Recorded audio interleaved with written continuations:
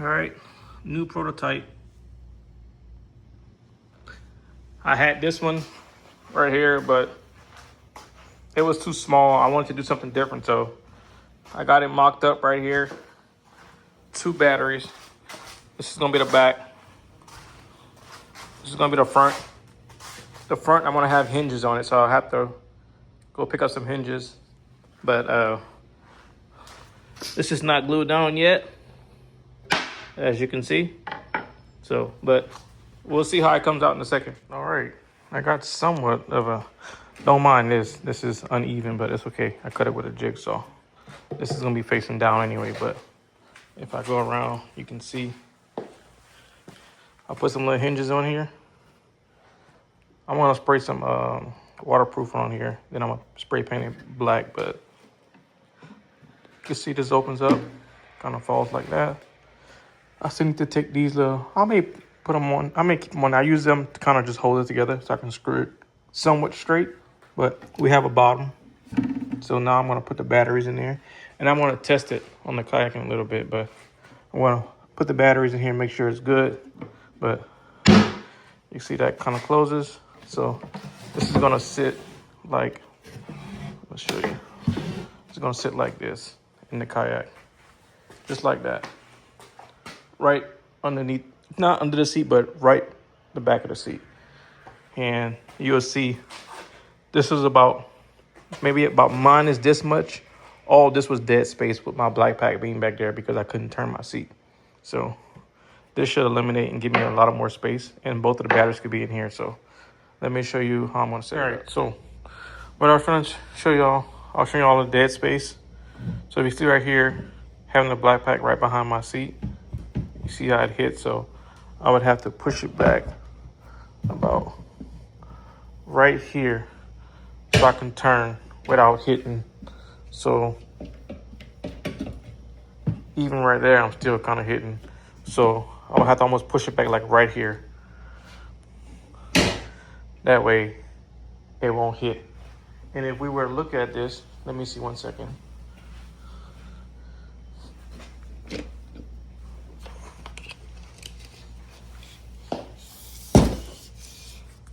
I don't need to prove a point, but this is why I'm doing it. All right, so you can see right now from the back of my seat, which is gonna butt up to here, to about where this thing is at. It's about right at 10 inches, right? So I have 10 inches of dead space that I can't use. Not to mention this space right here is dead space too, and the opposite side. And it only leaves me with a little bit of space back here.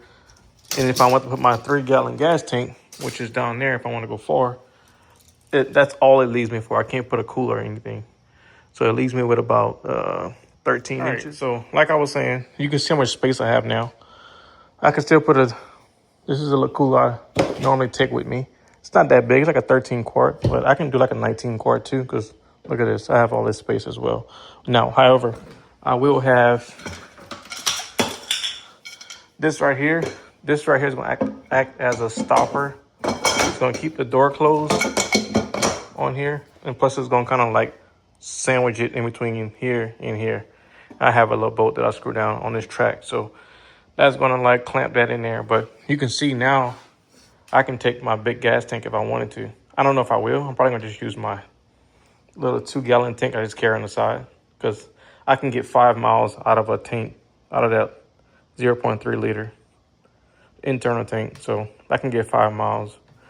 So I don't have to take that, but let's say if I want to go offshore or whatever, or somewhere far, don't have to worry about keep filling up. I can just pop this on here and I can get 50 miles out of that because I get 3 gallons in there. So, but yeah.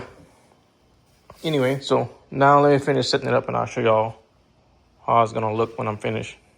Or actually, I still need to do some more work to it, because I did buy some angle iron, aluminum, actually angle aluminum.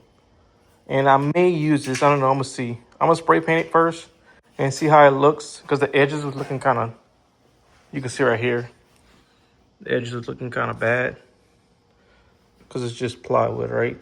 But this right here, I won't touch because obviously that's the hinge. But the other parts, like right here, I was thinking about putting a little angle on right here in the back to make it look a little bit cleaner. But we'll see. We'll see what happens. All right, guys. It's the next day. This is what I got so far.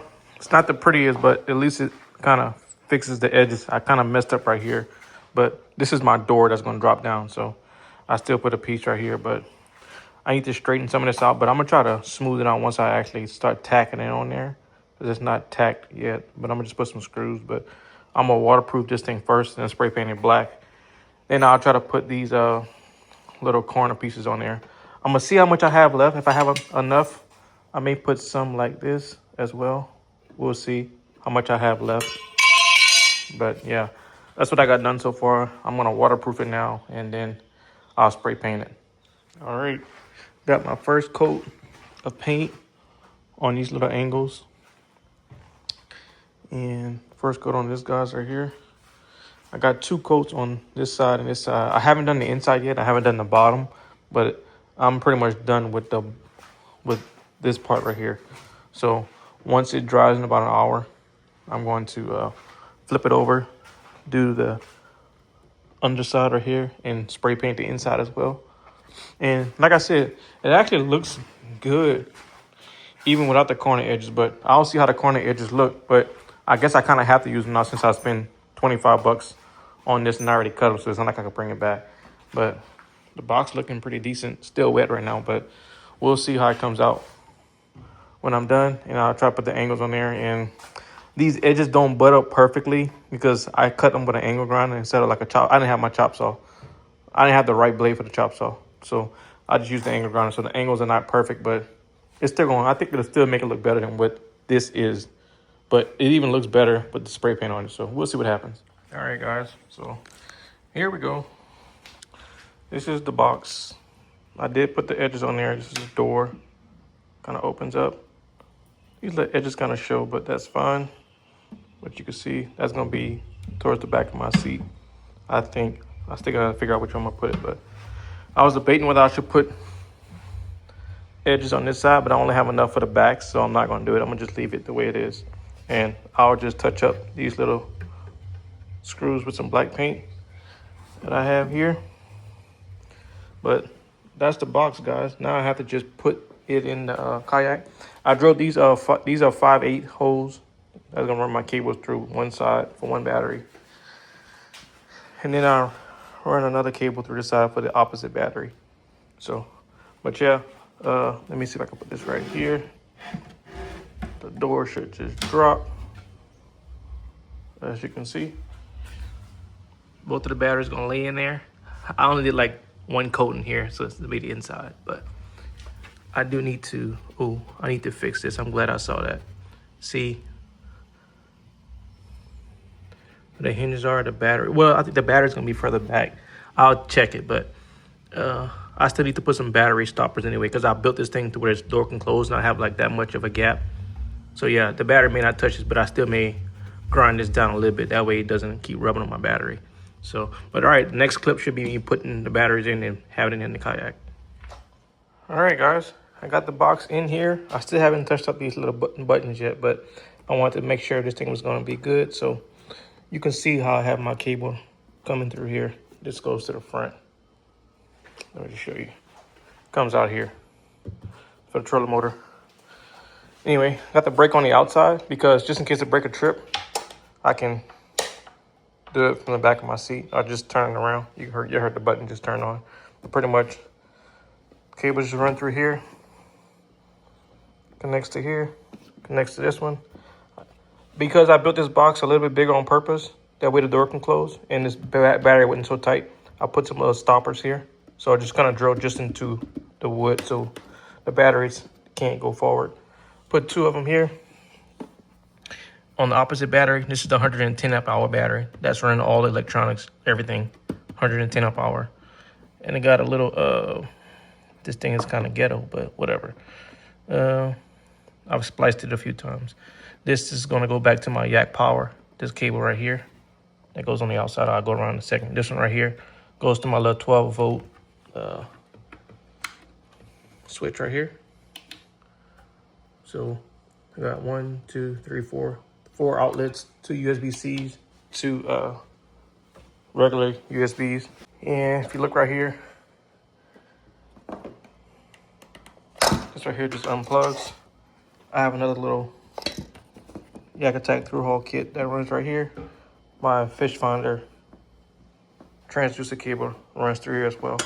But I mounted this to the box, but pretty much I could just snap it on one hand, and that's gonna run to my Yak power system that I have in the front. But yeah, this will run my cameras that I have in the back pretty much all day, because it's gonna run from this battery versus my little small knuckle battery that I sold it, or I gave it away. Anyway, so that's my power. My back camera will be connected to that. If I need to charge anything else, I can just connect it into here as well. Seat still turns. As you can see, seat still turns. I did swap the seat back out. I'm pretty sure somebody's gonna notice that, but I took the temporal seat off the big seat. I want to see if I can lighten it up a little bit. And so I'll put this seat back on, but I did put the little swivel. You should have the little locking mechanism, so it'll be locked right here. But yeah, guys, that's the setup. Oh, one more thing I need to show you. So once I close this door, let me do it because I have one hand, and then I'll show you. One second. So this is what I was trying to show y'all. So you see, I have a little stopper. It's a little aluminum piece that kind of just runs across, kind of sandwich it in between the back of the seat bar and this bar here. So this box can't open. So it's locked in. Plus it's not gonna fly because it's too heavy, right? It's like almost 50, probably like 55 pounds with the wood, including the wood, because each battery is about 21 pounds. So I say about 6 pounds with the wood. So right around 50 pounds right here. So yeah, there we go, guys. It is good to go. It is done. Nice little box. I may even try to, hold on. You see, my brain never stops. My brain never stops. I would need to put it on this side. Nah, stop, Paul, stop. I have these rod holders here. I was thinking maybe I can put like some rod holders, like put 2 of them right here, one here and one there. But that my seat will hit it. But I could technically just put one right here if I wanted one more rod holder. I may do that. Why not? I have like, I think 3 of these things. So I may do it, we'll see. But there you go, guys. There's a little new mod I just did for the kayak. Thanks for watching. Peace.